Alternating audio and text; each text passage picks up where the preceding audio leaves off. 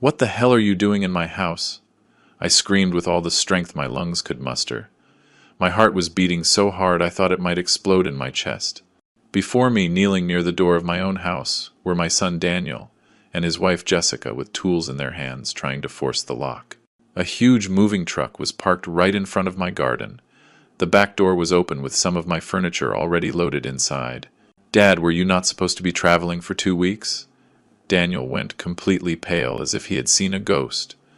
The tools fell from his hands with a metallic crash that echoed in the silence of that afternoon. "Dad, we were just—" Jessica stammered. Her eyes shifted nervously between the truck and me, looking desperately for some credible excuse. "But let me tell you how I got to this moment. Let me tell you how a simple change of plans turned into the most painful revelation of my life. My name is Richard Miller. I am 67 years old, and I have been a widower for 5 years. My wife Emily was the love of my life for 42 years of marriage. When she passed away, I thought I would never feel that kind of deep, tearing pain again. I was wrong because the pain I felt that afternoon looking at my only son trying to rob me was different. It was a betrayal that cut deeper than anything else. That morning had started like any other. I got up early at 6 o'clock on the dot as always. I made my coffee and checked my suitcase for the 3rd time. I had planned this trip for months.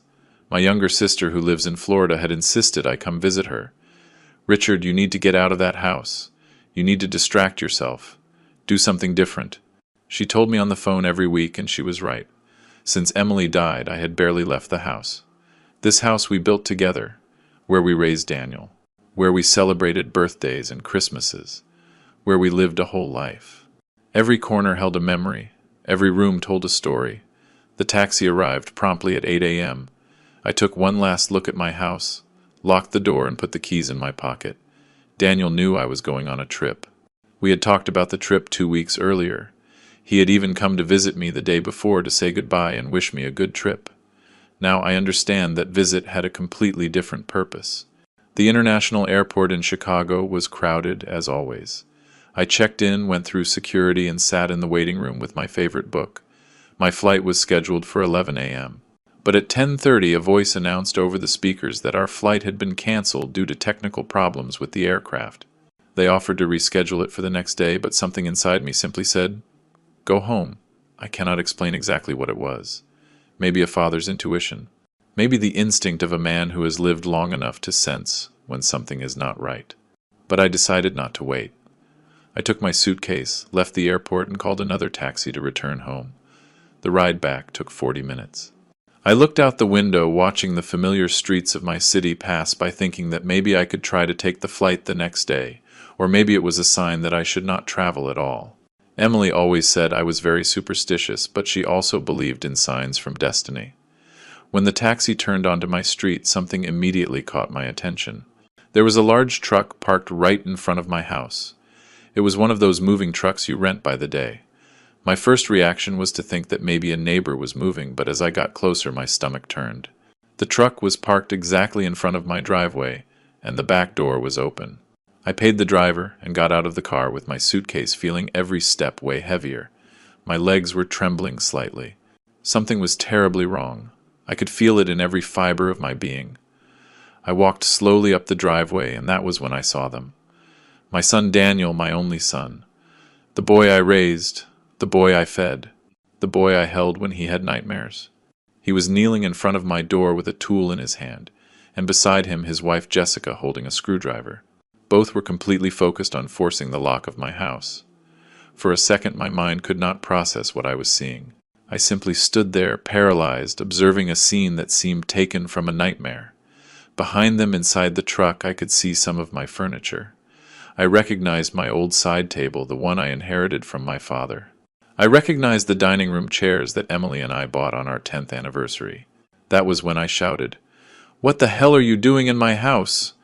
Daniel dropped the tools and stood up so fast he almost lost his balance. His face changed from shock to panic in a matter of seconds. Jessica froze with the screwdriver still in her hand, her mouth opening and closing without making any sound. "Dad, were you not supposed to be traveling for 2 weeks?" Daniel stammered, and I could see sweat forming on his forehead even though it was not hot. "My flight was canceled," I said, my voice trembling with a mixture of shock, disbelief and rage that was beginning to boil inside me. But that does not answer my question. What the hell are you doing trying to break into my house? Dad, we just wanted to. Jessica tried to speak, but the words got stuck in her throat. Just wanted to, what? My voice went up an octave. Just wanted to break in and steal? Just wanted to take my things while I was away? I looked at the truck again more carefully. This time it was not just my furniture. I could see boxes, bags, and objects wrapped in blankets. How long had they been planning this? How long had they been waiting for me to leave so they could empty my house? It is not what you think, Dad. Daniel finally found his voice, although it sounded weak and pathetic. Can we explain? Then explain, I said, crossing my arms over my chest, trying to control the shaking running through my entire body. Explain to me why my own son is trying to force entry into my house. Explain to me why there is a moving truck full of my things. Explain to me why I feel like my heart is breaking into 1,000 pieces in this very moment. Daniel looked at Jessica, and in that exchange of glances I could see everything I needed to know. They had planned this. It was not an impulse. It was not a misunderstanding. It was a deliberate and calculated plan waiting for the perfect moment to execute. That let me explain. Daniel took a step toward me, but instinctively I stepped back. That gesture, that small movement of rejection seemed to hurt him more than any word. Things have been tough for us lately, he said. Tough? I repeated, my voice loaded with disbelief. And that gives you the right to rob me? We are not robbing you. Jessica finally found her voice, although it sounded defensive, almost aggressive. We are family. We thought you could help us. Help? I let out a bitter laugh that I did not even recognize as mine. Help by emptying my house while I am away without even asking me, without my permission? I walked over to the truck. I needed to see with my own eyes what else they had taken. With every step toward that vehicle, I felt like I was walking toward my own execution. I walked up the ramp and started inspecting the contents. My heart sank with every object I recognized. There was the china set Emily gave me on our 25th anniversary. The antique lamps we bought together in that thrift district 30 years ago. The paintings that hung in the living room, including the one my mother painted before she died. Books, ornaments, even the old radio that belonged to my father. How much? I asked without turning to look at them. My voice was barely a whisper. How much did you think you would get selling my entire life? Dad, please. Daniel's voice sounded broken behind me. I turned to face them, and the tears I had been holding back began to roll down my face. I have a very simple question, Daniel. Just one question, and I want the truth. Is this the first time? The silence that followed was deafening. Daniel could not look me in the eyes. Jessica was biting her lower lip, staring at the ground. Answer me, I demanded, my voice trembling. Is this the first time you have entered my house without my permission? Jessica started, but Daniel interrupted her. No, he finally admitted, and with that single word I felt like the air had been sucked out of my lungs. We have been here before, when you went to the store, when you visited Frank, when you went to your doctor appointments. I leaned against the side of the truck. I needed something to hold me up because my legs were threatening to give way. How many times? I asked. I do not know, Dad. Several times in the last 3 months? 3 months. For 3 months, I had been living in my house, feeling safe, feeling at home, while my own son came and went like a thief. All those times I felt something was out of place. All those moments I thought I was getting forgetful, imagining I had left an object in a different place. It had not been my imagination. It had been real. What did you take? I asked, although I was not sure if I wanted to know the answer. Before today, what other things did you take from here? Jessica and Daniel exchanged another look, that silent communication of couples who have shared secrets. Small things, Jessica murmured. Things we thought you would not notice immediately. Like what? I insisted, feeling the rage bubbling again in my chest. Some jewelry, Daniel admitted, his voice barely audible. Some silver candlesticks. Some old books we thought would have value. Every word was like a direct blow to my heart. Emily's jewelry, I whispered. The pearl earrings she left me before she died. The necklace she wore at our wedding. I thought I had lost them. I searched the whole house for weeks. We needed them, Dad, Daniel tried to justify. We had debts. We had to pay. You could have asked me for help. I exploded, my voice echoing down the street. I am your father, Daniel. If you needed money, if you had problems, you could have told me. But instead you decided to steal from me. You decided to betray my trust in the worst way possible. We knew you did not have much money, Jessica intervened, and there was something in her tone that made me look at her more closely. You always say your pension barely covers the basics, that you have to watch every dollar. And that gives you the right to decide for me? I shouted. Does that give you the right to enter my house like thieves and take whatever you want? I got down from the truck and walked to the door of my house. I needed to go inside. I needed to see what else had been violated, what else had been touched by hands I thought loved me. I took my keys with trembling hands and opened the door. The inside of my house looked normal at first glance. But when you look carefully, when you know every corner of your home, you can see the absences. I could see the empty spaces where my things used to be. The shelf where I kept my grandmother's crystal figurine collection was empty. The cabinet where Emily kept her antique watch collection had its doors open and the shelves bare. I walked toward my bedroom like a man in a trance. Daniel and Jessica followed me at a distance, not daring to get too close. I opened the drawer of my dresser, the drawer where I kept my most precious treasures. It was practically empty. The locket, I said, my voice sounding hollow and dead. The gold locket Emily gave me on our last anniversary with photos of us when we were young. Where is it? Silence. Where is it? I shouted, turning toward them with a fury I had never felt before. We sold it, Jessica admitted in a low voice. 2 weeks ago. We needed to pay the rent or we were going to be evicted. I felt like they had ripped my heart out of my chest. That locket was the most precious thing I had. It was the last gift from Emily, the last physical piece of our love I could hold in my hands. And they had sold it. They had sold it as if it were just any object without value, without importance. How much? I asked, my voice trembling with contained rage. How much did you get for it? $200, Daniel whispered. $200. They sold 42 years of marriage, of memories of love, for $200 miserable dollars. I sat on the edge of my bed because if I did not, I knew I would collapse completely. Tears were falling freely now, and I did not try to stop them. Daniel approached, tried to put his hand on my shoulder, but I pulled away violently. Do not touch me, I said with an icy voice. Do not you dare touch me. Dad, I am so sorry, Daniel sobbed. We did not want it to come to this. We thought if you were gone for 2 weeks, we could take enough things to solve our problems and you would never have to know. And then what, Daniel? I asked, looking him directly in the eyes. Then what? When I returned from my trip and noticed my house was empty, what would you tell me? That there was a robbery? You would lie to my face while I cried over the loss of everything I loved. He did not answer because there was no answer that could justify what they had done. Who else did you sell my things to? I continued. I needed to know everything. I needed to know the full magnitude of this betrayal. Where are Emily's jewels, the watches, the crystal collection from my grandmother? There is a pawn shop on 7th Street, Jessica spoke, her voice small. That is where we took most of the things. Some we sold online in those buy and sell groups. And the money? I asked. On what? You spent the money you got selling my memories? We had debts, Daniel began to explain. The credit card was maxed out. We owed 3 months of rent. The car was about to be repossessed. We had collectors calling every day threatening to sue us. And it never occurred to you to ask me for help? I repeated, feeling disbelief mixing with pain. It never occurred to you to come to me, your father, and tell me the truth? Daniel ran his hands over his face, and I could see he was crying too. But his tears no longer moved me like they used to. I could no longer feel compassion for someone who had violated my trust in such a deep and deliberate way. We were ashamed, he finally admitted. Ashamed to admit we had failed, that we could not handle our own finances, that we were drowning in debt. So you preferred to become thieves? I said bitterly. You preferred to steal from a 67-year-old widower who lives alone on his pension?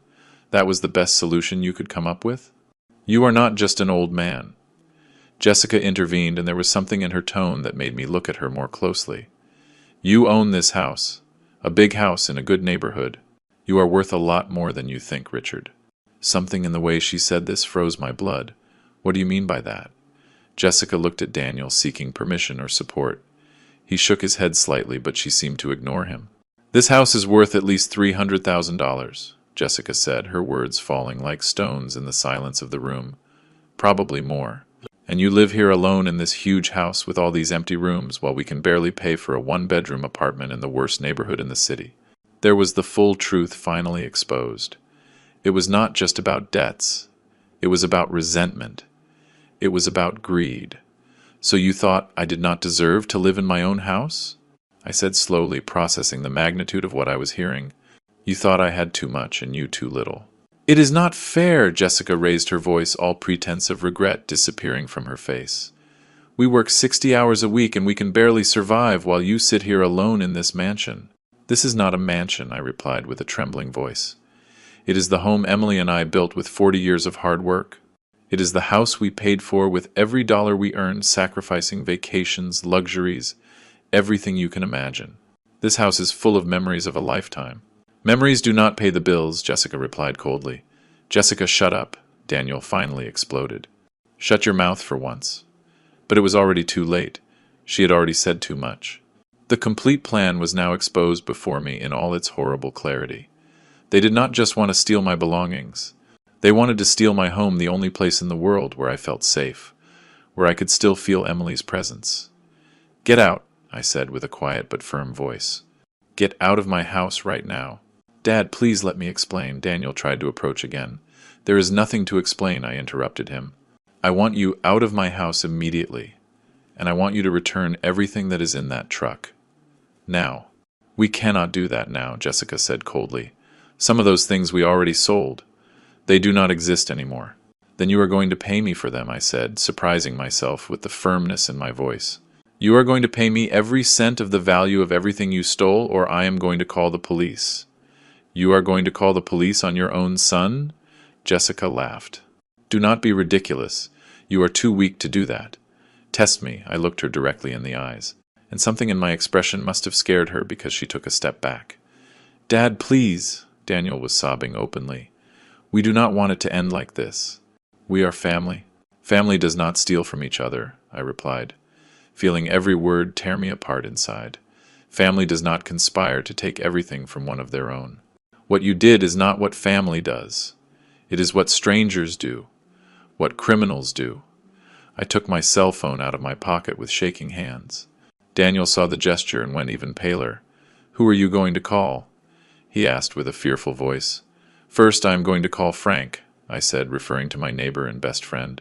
He is a witness. I need someone else to be here and see what you have done. Then I am going to call a locksmith because I am going to change all the locks in this house today. And then I am going to call my lawyer. Dad, you cannot do this, Daniel pleaded. You are going to ruin us. If you call the police, I will have a record. I will not be able to get a job. You are going to destroy us. You destroyed yourselves, I replied, dialing Frank's number. I did nothing except be foolish enough to trust my own son. The phone rang twice before Frank answered. Richard, I thought you would be on the plane. Frank, I need you to come to my house immediately, I said, my voice breaking slightly. Something has happened. I need a witness. I am on my way, he replied without asking questions, and I could hear the sound of a door closing on the other end of the line. Frank lived 3 houses down. He would be here in minutes. I hung up the phone and looked at Daniel and Jessica. You have 2 options.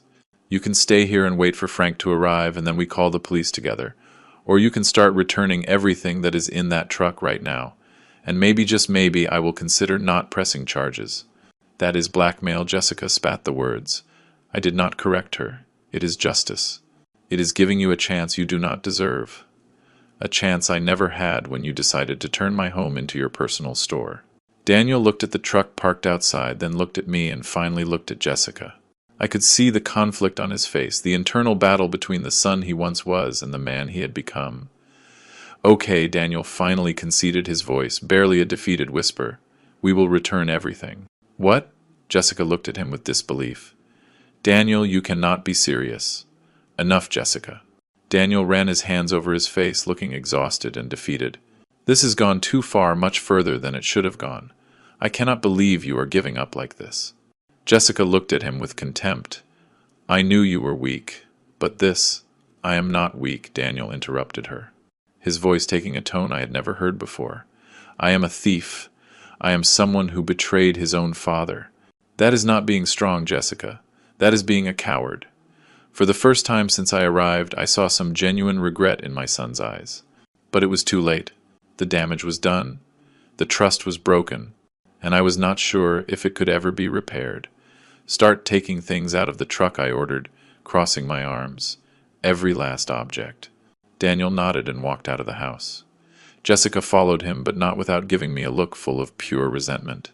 I stayed in my bedroom staring at the empty drawer where my most precious treasures used to be, feeling a void in my chest that I knew no returned object could fill. I heard hurried footsteps outside, and then Frank's familiar voice. "Richard, where are you?" "Here in my bedroom," I shouted. Frank appeared in the doorway, breathless from running. He was a man my age, 65 years old, with short gray hair and sharp eyes that missed nothing. He had been my neighbor for 20 years and my best friend for 15. "What happened?" he asked. And then, "My God, is that Daniel out there?" His eyes went wide with surprise, seeing my son and his wife unloading furniture from the truck. "What is going on?" I told him everything. Every painful detail. Every devastating confession. Frank listened in silence, his expression changing from surprise to disbelief and finally to indignation. "That ungrateful bastard," he growled when I finished. "That miserable wretch, after everything you have done for him. I do not know what to do, Frank." I admitted, feeling the tears threatening to return. "He is my son, my only son. How can I turn him in? How can I call the police and ruin his life? He ruined his own life." Frank put his hand on my shoulder. "And he almost ruined yours too, Richard. What they did is serious. It is not just theft. It is premeditated. It is systematic. They have been entering your house for months." "I know," I whispered. "I know all that, but he is still my son." "And you are still his father?" Frank replied firmly.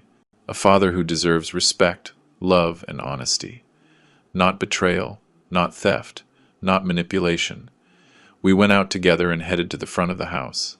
Daniel and Jessica were unloading the furniture with slow, resentful movements. They had already returned several pieces, but the truck was still half full. "How much is left?" I asked. "Quite a bit," Daniel replied, without looking me in the eyes. "It took us all morning to load." "So it will take you all afternoon to unload?" I said without a trace of sympathy. "I want everything back in its exact place. Every piece of furniture, every box, every object." Frank stayed with me, a silent and supportive presence. We watched as Daniel and Jessica worked, sweating under the afternoon sun. Neighbors began to come out, curious about the truck and the unusual activity. I could see the looks, the whispered conversations, the speculation. Mrs. Garcia from next door approached cautiously. "Richard, is everything okay? I thought you were traveling." "The trip was canceled," I replied briefly, not wanting to go into details. "Oh, what a shame. Well, if you need anything." She left the offer floating in the air before walking away, clearly sensing there was more to the story, but not daring to ask directly. 2 hours passed. The sun was beginning to set on the horizon when the truck finally emptied. I went into the house to inspect with Frank, following closely behind. The furniture was back, but everything looked different. It was no longer my safe sanctuary. Now it was a place that had been violated, invaded, desecrated. "Many things are still missing," I said, looking at the empty spaces that still remained. "The jewelry, the watches, the locket, the crystal collection. We sold them," Daniel admitted, entering behind us. "We cannot return them because we do not have them anymore." "Then you are going to give me a list," I said with a firm voice. "A complete list of everything you sold. Where you sold it, when and for how much. And you are going to pay me the real value of every object, not the misery you probably got at the pawn shop." "We do not have that money," Jessica protested. "We told you we are bankrupt." "Then you will get the money," I replied coldly. "You will get extra jobs, you will do whatever is necessary. But you will pay me every cent." "And if we cannot?" Jessica challenged me.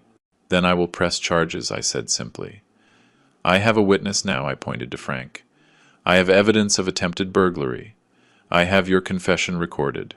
I held up my cell phone and watched as both of them went pale when they realized I had been recording the entire conversation since Frank arrived. "That is a trap," Jessica accused. No, Frank intervened with an icy voice. "That is intelligence. It is protecting yourself from people who clearly have no scruples." Daniel slumped onto the sofa, looking completely defeated. "How much time do we have?" "You have a month," I decided in the moment. 1 month to get the money and return the value of everything you stole, or I will go to the police with everything I have." 1 month is not enough," Jessica protested. "The debts we have total more than $15,000, and that is without counting what we owe you."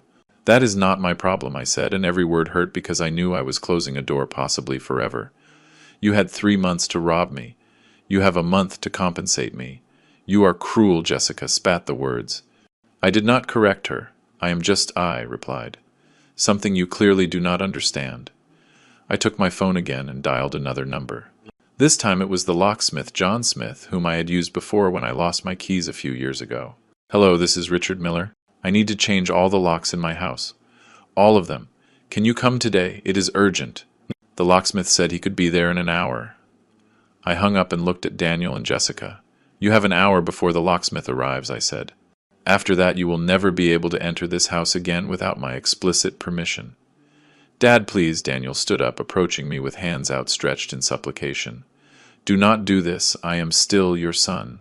A son who robbed me, I replied, feeling my heart break with every word. A son who conspired to take my home from me.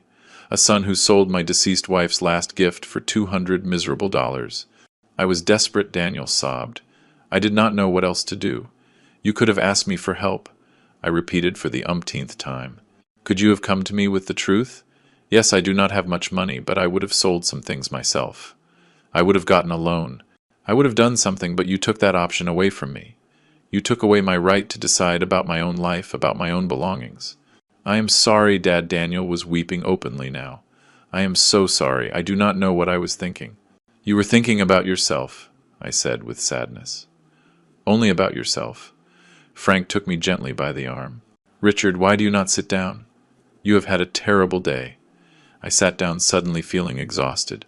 All the weight of the day, of the shock, of the betrayal. It fell on me like a giant wave. I sat on my favorite sofa, the one Emily and I had bought together so many years ago, and closed my eyes. I heard Frank talking to Daniel and Jessica in a low but firm voice, making it clear he would stay there until they left. I heard the sound of traffic outside, the birds singing in the garden trees, all those everyday sounds that suddenly seemed to belong to another life, to another world where my son was not a thief. When I opened my eyes, the locksmith had already arrived. He was a middle-aged man named John who had worked on my house before. He greeted me with a kind smile that faded when he saw my expression and the tense atmosphere in the room. Mr. Richard, you said it was urgent, he commented, looking cautiously at Daniel and Jessica, who were sitting in silence on the other side of the room. Yes, I need you to change all the locks, I confirmed, getting up with effort. The front door, the back door, the garage door, all of them. All of them? John asked, surprised. That will cost around $400 with labor. It does not matter, I said without hesitating. Do it. I saw Daniel flinch at the mention of money. $400 I would have to spend, because I could no longer trust my own son. $400 to feel safe in my own home. John started working on the front door. The sound of his tools filled the uncomfortable silence that had settled in the house. Frank made coffee in the kitchen without asking permission, and brought me a cup with 2 teaspoons of sugar, exactly how I liked it. Drink, he ordered gently. You have had a tremendous shock. I took the cup with shaking hands and drank. The hot liquid comforted me a little, although nothing could really warm the cold I felt in my heart. Daniel approached again, moving with the caution of someone approaching a wounded animal. Dad, about the power of attorney, Jessica mentioned. I will revoke it tomorrow. I interrupted him before he could continue. I will go to my lawyer and make sure you do not have any kind of legal authority over my affairs. None. Dad, please, he tried to explain. It was not my intention to misuse that. It was Jessica who suggested we could. Do not blame your wife, I cut him off again. You made the decision. You entered my house. You took my things. You sold your mother's locket. Those were your decisions, Daniel. Yours. But she pressured me, he insisted. She said you were selfish, that you had too much while we suffered. She convinced me we were doing the right thing. And you believed her? I asked with disbelief. Did you really believe stealing from your widowed father was the right thing? Daniel did not answer, but his silence was answer enough. Jessica stood up abruptly. I am not going to stay here listening to how I get blamed for everything. Daniel is an adult. He made his own decisions. You are right, I agreed, surprising her. He is an adult. An adult who made terrible decisions. But you encouraged him. You manipulated him. You pushed him to betray his own father. I did not manipulate him, Jessica protested. I only opened his eyes to reality. The reality that his father lives like a king while his son can barely pay rent. Like a king, I repeated, feeling the rage bubbling again in my chest. living like a king. I cook my own meals because I cannot afford to eat out. I wear the same clothes for years because I cannot buy new ones. I clip coupons and wait for sales to buy groceries. Is that living like a king? You have a $300,000 house, Jessica replied. A house I paid for over 30 years with the sweat of my brow, and my wife's, I replied with a trembling voice. A house I do not plan to sell or mortgage because it is the only thing I have left of my life with Emily. It is my home, my sanctuary, my refuge. It is a wasted investment, Jessica said coldly. For you, maybe, I said. For me, it is my life.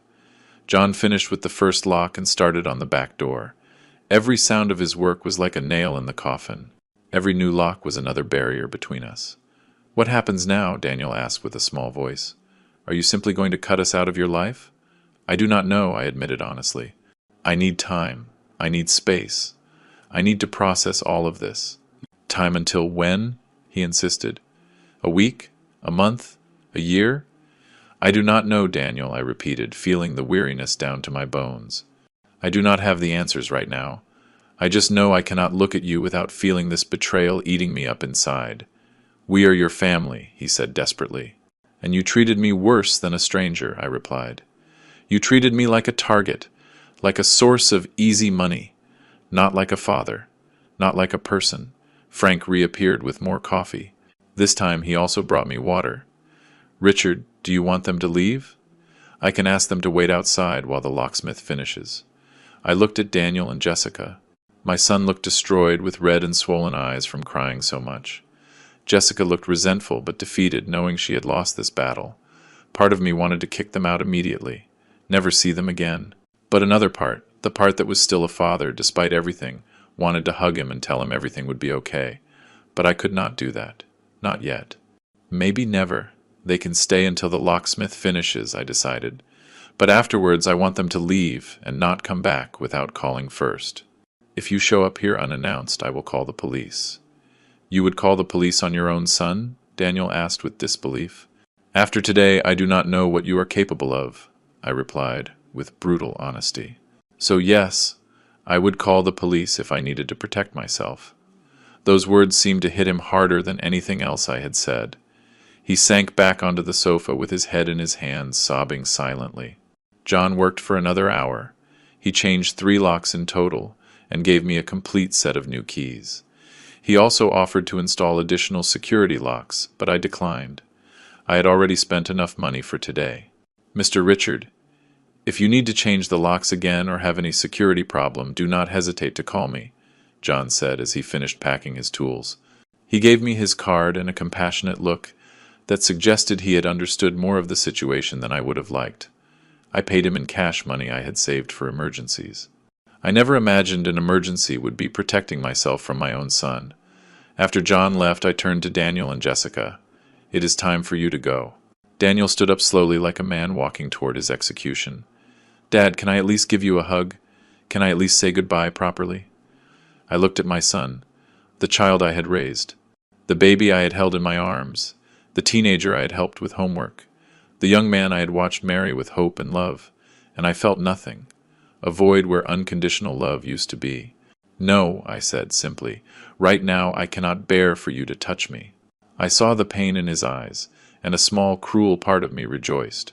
I wanted him to feel even a fraction of the pain I was feeling. I understand, Daniel whispered. Dad, I am sorry. I am so sorry for all of this. I know these words mean nothing now, but I say them anyway. You are right, I said with a hollow voice. They mean nothing. Jessica said nothing. She simply took her purse and walked toward the door. Daniel followed her, after one last look toward me, a look full of regret and desperation. Remember, I said before they left, you have a month, 1 month to get the money and return what you stole. Otherwise, I go to the police with everything.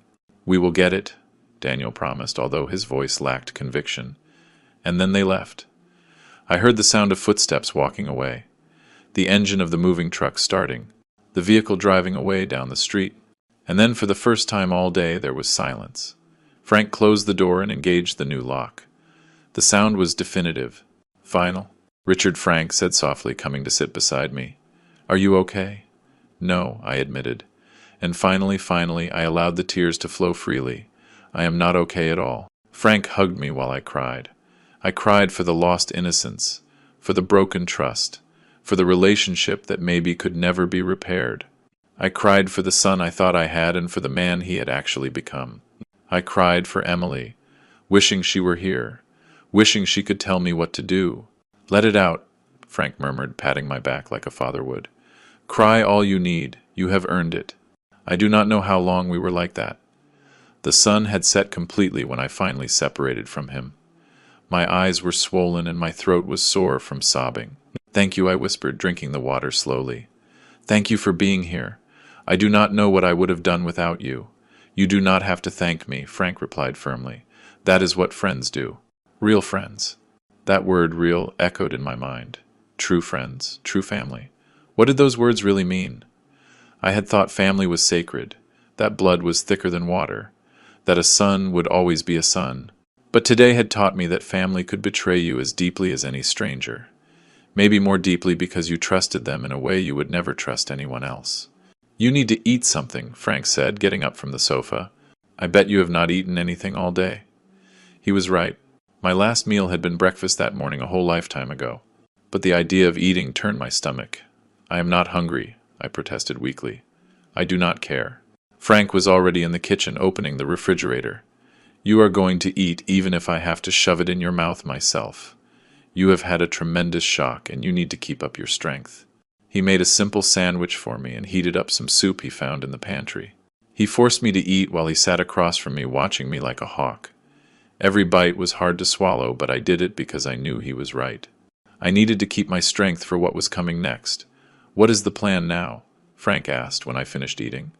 Tomorrow I am going to see my lawyer, I said, having thought about this for the last few minutes. I need to revoke that power of attorney immediately. Then I need to make a complete inventory of everything that was stolen and estimate the real value. Can I help you with that? Frank offered. I have a good memory for details. I remember many of the things you had.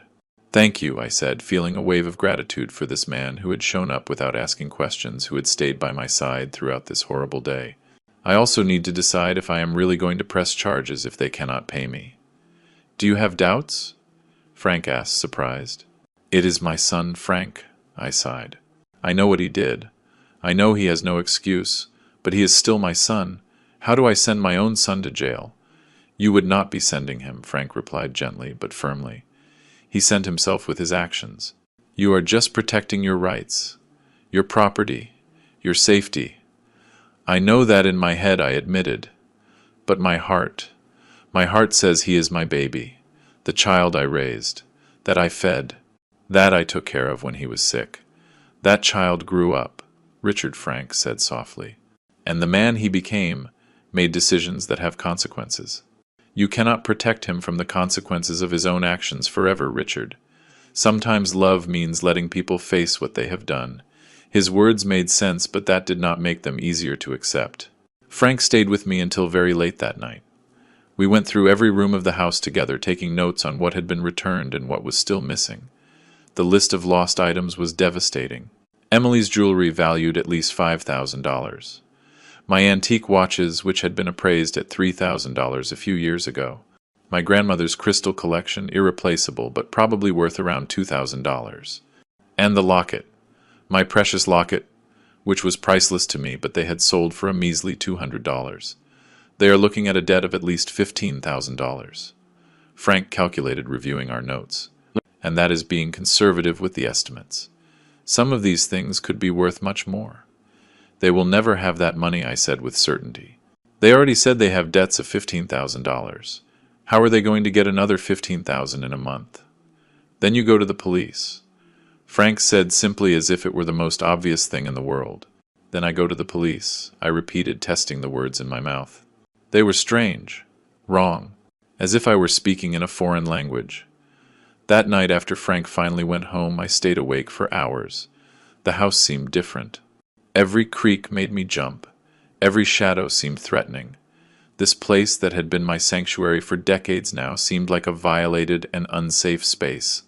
I got up and checked all the locks 3 times, then 4 times, then 5.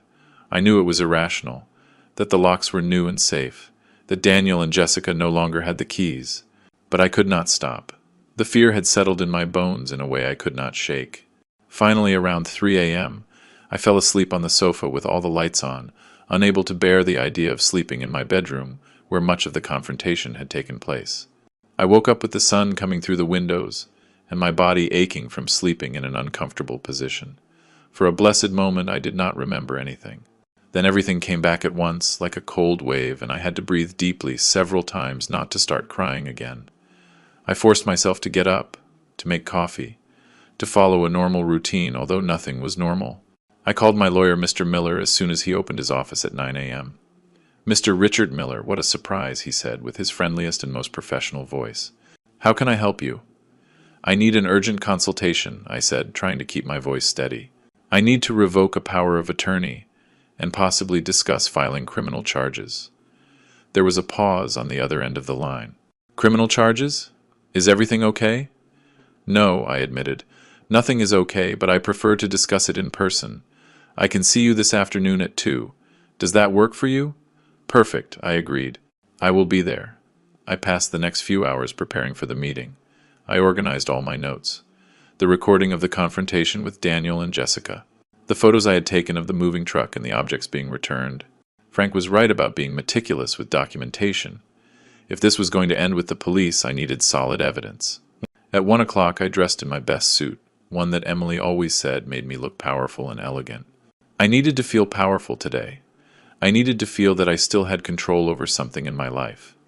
Mr. Miller's office was downtown in an old but well-maintained building. I had known him for years. He had handled the sale of our first house. He had helped with Emily's will. He had been a constant presence in the important legal moments of my life. His secretary showed me in immediately. Miller got up from his desk when I entered, and his worried expression told me that something in my appearance revealed the trauma I had experienced. "Mr. Richard, please take a seat," he said, pointing to a comfortable chair in front of his desk. Are you okay?" "I am not okay," I said honestly, sitting down. "I am not okay, but I need your help to solve this." And then I told him everything. Every painful detail of that horrible day. Miller listened without interrupting, taking occasional notes, his expression becoming more serious with every revelation. "This is serious, Mr. Richard," he said when I finished. "Very serious. We are talking about theft, possible forgery of documents, conspiracy. Your son could face years in prison." "I know," I whispered. "That is why I am so devastated." "I understand your conflict," Miller said with compassion. "He is your son, but you also need to protect yourself. First, let us revoke that power of attorney immediately. I can prepare the documents today." "Thank you," I said with relief. "Second, we need to decide on the criminal charges," he continued. "You have solid evidence, the recording, the testimony of your neighbor. The facts are clear, but once you press charges, there is no turning back. The legal process will run its course." I gave them a month, I explained. 1 month to return the value of what they stole. Miller nodded thoughtfully, clasping his hands on his desk. 1 month is reasonable considering the circumstances, but we need to formalize this. It cannot just be a verbal agreement. We need a legal document that clearly establishes the terms. "What kind of document?" I asked, relieved to have someone who knew how to handle this professionally. "I will prepare a restitution agreement," Miller explained. "In it we will detail every stolen object, its estimated value, and the total amount they must return. We will also include a specific deadline, 30 days from signing, and the consequences if they do not comply, which would be the immediate filing of criminal charges." "Would they have to sign it?" I asked. "Yes," he confirmed. "And would we need them to do it in front of a notary? That makes it legally binding. If they do not sign well, that in itself would be an admission that they know they did something wrong and are not willing to amend it." "And if they sign but do not pay?" My voice trembled slightly. "Then you have a legal document proving they admitted to the theft and agreed to restitution," Miller said firmly. "That makes filing a complaint much simpler. Basically, they would be condemning themselves." I nodded slowly, processing everything. "How long will it take you to prepare this document?" "I can have it ready tomorrow morning," he replied. "I will also include a clause prohibiting any unsolicited contact with you or entry to your property without your explicit written consent. Basically a civil restraining order." "Thank you, Gilberto," I said, feeling for the first time since yesterday that someone was on my side protecting me. I kept his name Gilberto in my head, but addressed him as Mr. Miller professionally. I do not know what I would do without your help. That is what I am here for, he replied with a kind smile. Now let us talk about the power of attorney. Do you have the original document? I took the document out of my bag. I had kept it in my safe at home along with other important papers. Miller reviewed it carefully, frowning as he read. This power is quite broad, he commented with concern. More than it should be for a temporary post-surgery power. Who drafted this? A lawyer Daniel recommended. I admitted, feeling a new weight in my stomach. He said he was a friend of his, that he would give us a good price. Mr. Richard Miller looked at me seriously. This document gives your son authority over virtually all your financial and legal affairs. With this, theoretically, he could sell your house, empty your bank accounts, obtain loans in your name. Do you realize how dangerous this is? I felt like I had been hit. But the lawyer said it was standard, that it was what was necessary to handle my accounts while I recovered. He lied to you, Miller said bluntly. Either he was incompetent or he did it intentionally. I suspect it was the latter. Do you remember his name? I gave him the name and saw Miller's expression darken even more. I know that. Man, he said with disgust. He has had several complaints before the Bar Association. Put it this way, I would not be surprised if he intentionally collaborated with your son on this. Do you mean Daniel planned this 2 years ago? The magnitude of the betrayal continued to grow. It is possible, Miller said carefully.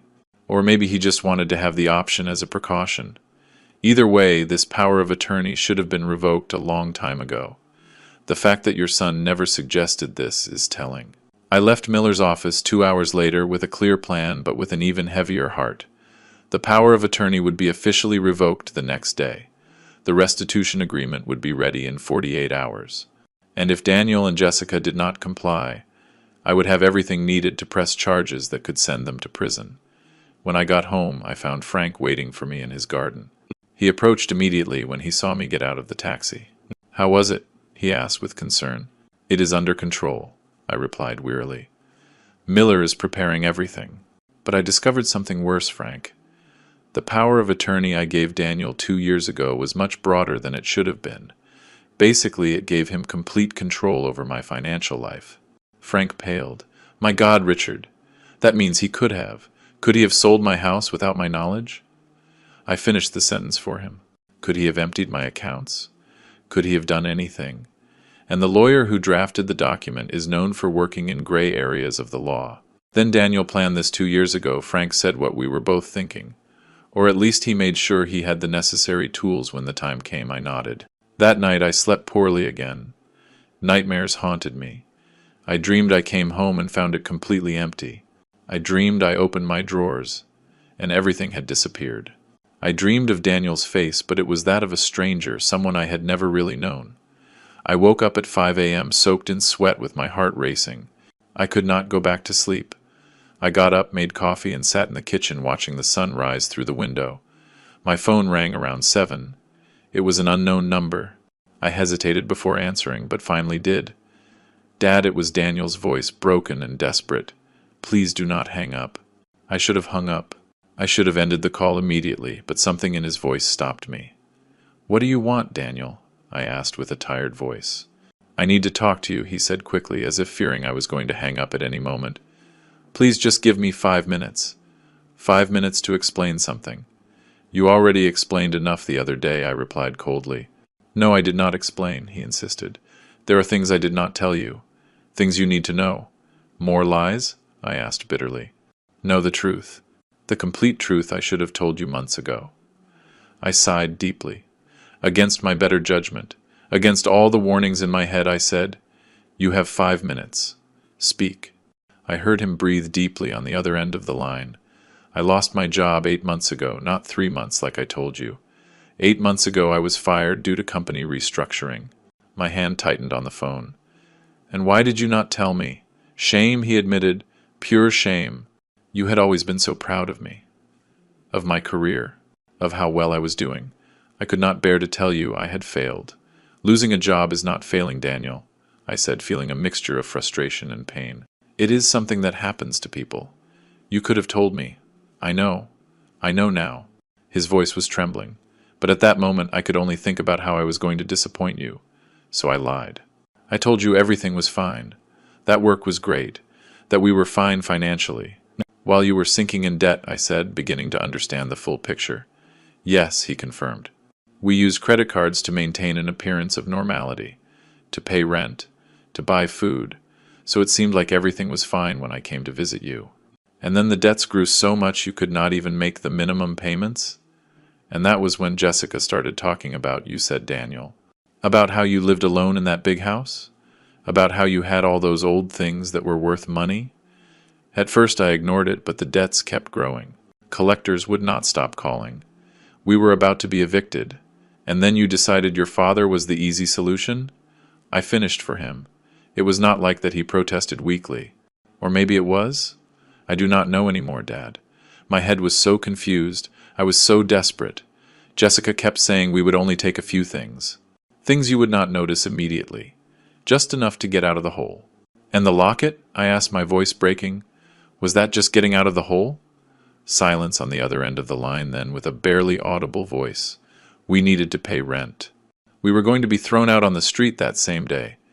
The locket was the most valuable thing we could find quickly. Dad, I am so sorry. If I could turn back time. But you cannot, I interrupted him. You cannot turn back time, Daniel. You cannot undo what you did. You cannot give me back the trust you broke. I know, Daniel sobbed on the other end of the line. I know, and it is killing me. Every time I close my eyes, I see your face. That expression when you discovered us. I had never seen so much pain in your eyes, Dad, and knowing I caused that pain. Why did you call me Daniel? I asked, interrupting his monologue of self-pity. What is it that you really want? I want you to know that Jessica and I are separating, he said, and those words took me completely by surprise. What? That was all I could say. After we left your house the other day, we had the most horrible fight of our marriage, he explained. The worst. I told her we never should have done what we did, that it was unforgivable. She said I was weak, that I was pathetic for feeling guilty. She said you had more than you needed, and there was nothing wrong with taking what was rightfully ours. What was rightfully ours, I repeated with disbelief. Nothing in my house belonged to you, Daniel.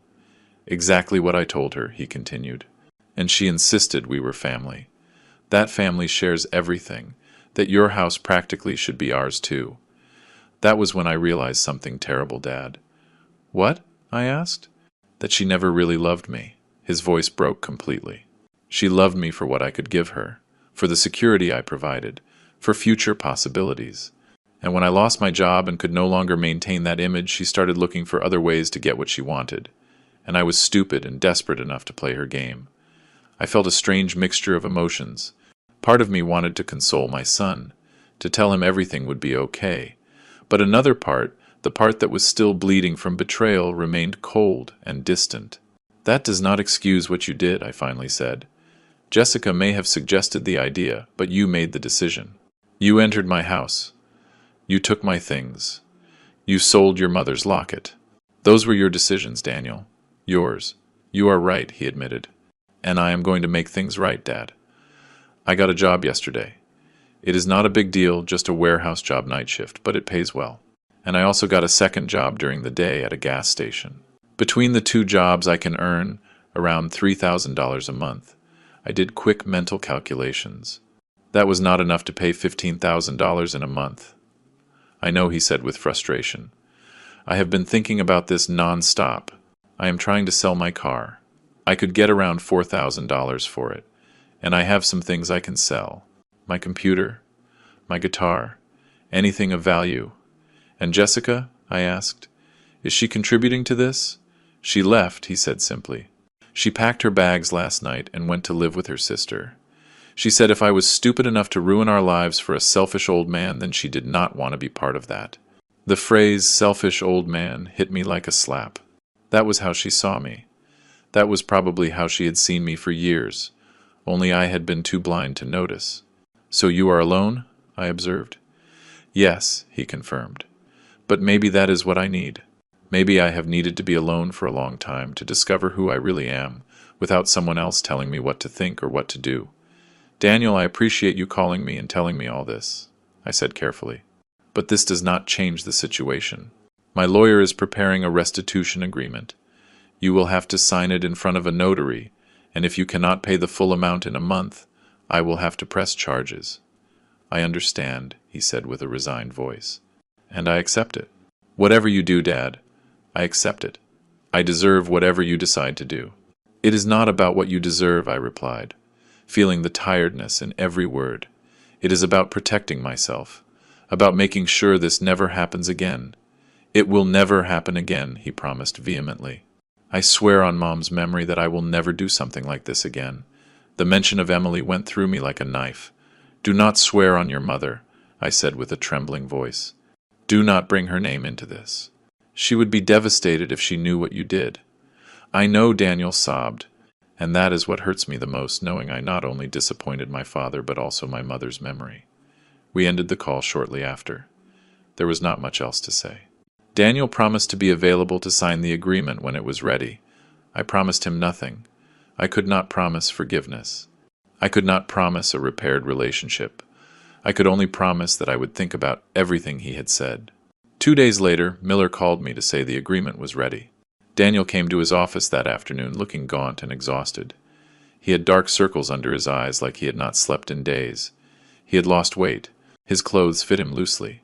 "Hello, Dad," he said when he saw me. His voice was barely a whisper. "Daniel," I replied with a brief nod. Miller had us sit down and explain the terms of the agreement. Daniel listened in silence, nodding occasionally. When Miller finished, Daniel signed without asking questions, without trying to negotiate. His signature trembled slightly on the paper. "I understand I probably will not be able to pay everything in a month," he said after signing. "But I want you to know I am going to try with everything I have. And if I cannot, I will accept the consequences. I am not going to run.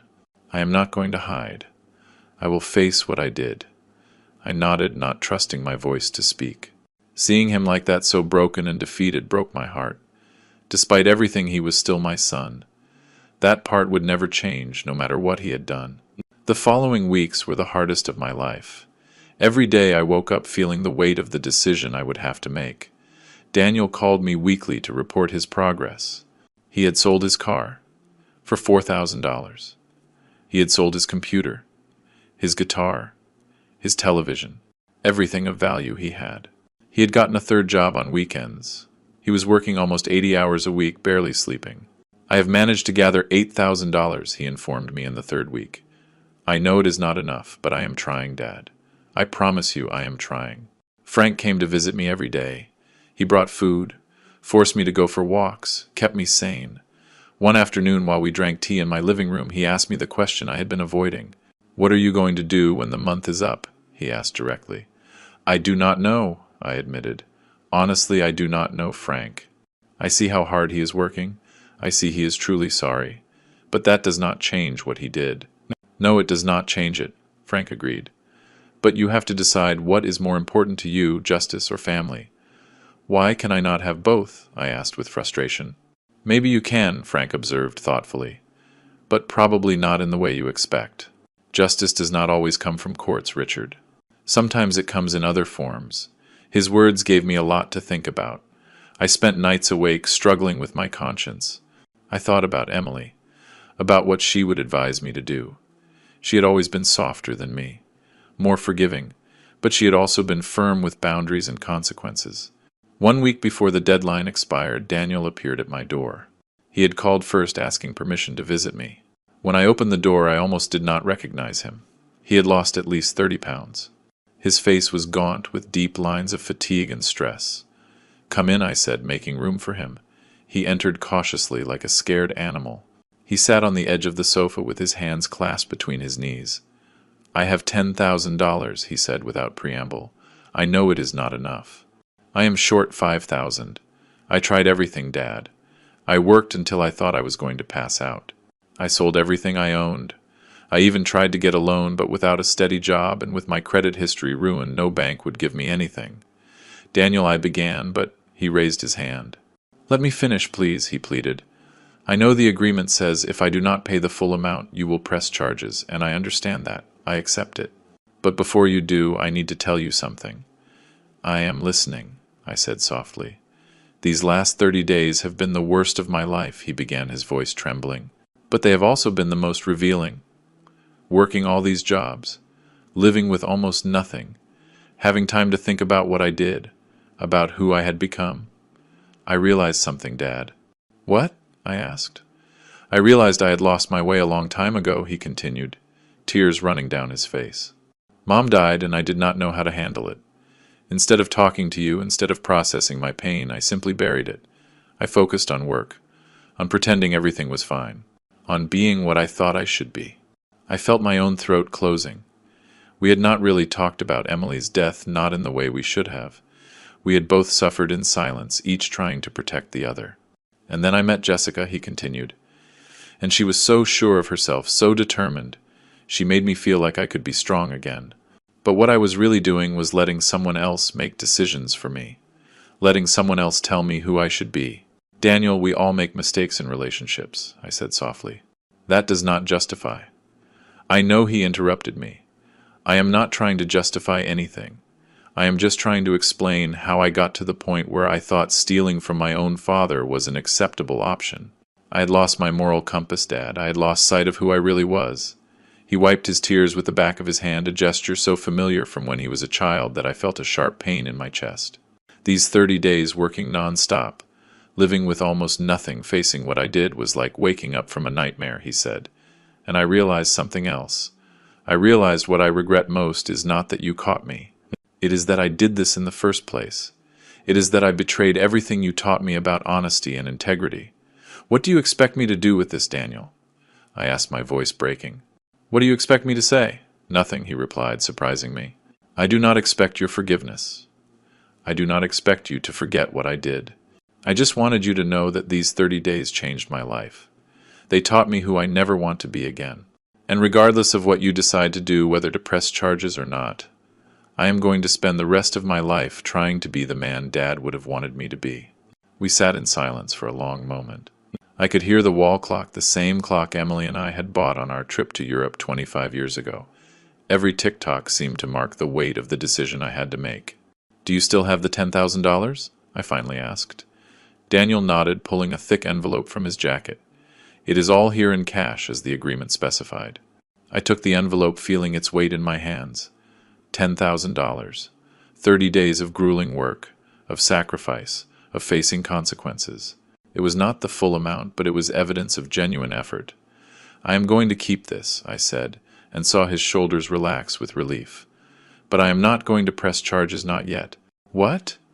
His voice was full of cautious hope. "Listen to me carefully, Daniel," I said firmly. "I am not forgiving what you did. I am not saying it is okay. I am saying I see your effort. I see your genuine regret. And I believe sending you to jail will not fix our relationship nor return what I lost." "Then what?" he began to ask. "The remaining $5,000, I continued. "You are going to pay them with time." "With time?" he asked, confused. "Once a month," I explained, forming the idea as I spoke. "You will come to my house, help me with things I need, repairs, gardening, whatever, and we will talk. We will really talk, not just superficialities.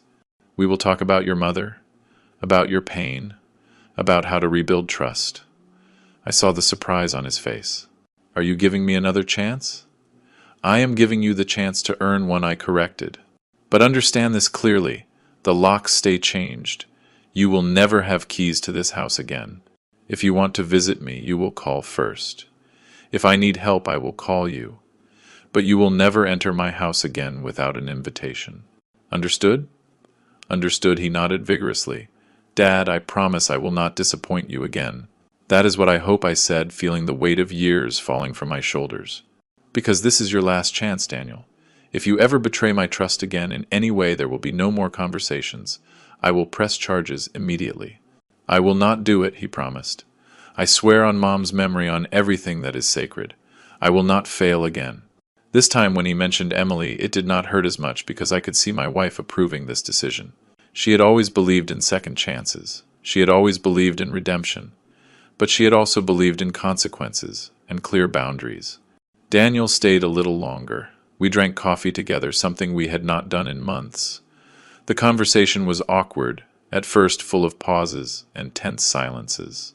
But gradually we began to talk about real things. He talked about how hard it had been losing his mother, about how he felt he had to be strong for me when in reality he was devastated too. I spoke of my own loneliness, of how every day in this big house reminded me of what I had lost. "We should have had these conversations 5 years ago," I said finally. "Yes," Daniel agreed, "but I guess better late than never." When he left that night, I hugged him for the first time since the day of the confrontation. It was not like before. There was not that warmth and unconditional trust, but it was a start, a small step toward something that maybe with time and effort could heal. Frank came to visit me the next day, curious to know what I had decided. "I am not going to press charges," I told him, "at least not for now. Are you?" "Sure?" he asked, studying my face carefully. "No," I admitted. "Honestly, I am not sure of anything, but I am sure sending my son to jail will not return what I lost. It will not return Emily's locket. It will not return the trust. It will just add more pain to an already painful situation." "You are stronger than you think," Frank said, taking my hand. "And wiser." "I do not feel wise," I sighed. "I feel tired." "Forgiveness is tiring," Frank observed, "but resentment is more tiring. And resentment lasts longer." He was right, as always. In the weeks that followed, Daniel kept his word. He called before every visit. He came once a week to help with household chores. He fixed the garden fence that had been broken for months. He cleaned the gutters. He painted the guest room that had needed a fresh coat of paint for years. And we talked. We talked about Emily, about the good times and the hard times. We talked about his childhood, about the memories we shared. Slowly, very slowly, we began to rebuild something. It was not what we had before that was lost forever, but it was something new, something built on honesty and clear boundaries instead of assumptions and blind trust.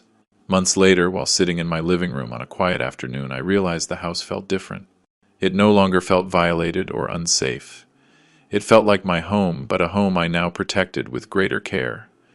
The new locks were not just metal and mechanisms. They were symbols of healthy boundaries, of necessary protection. I thought about everything I had lost.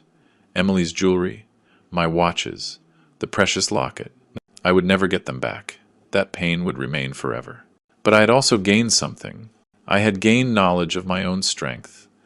I had learned that love does not mean allowing yourself to be hurt.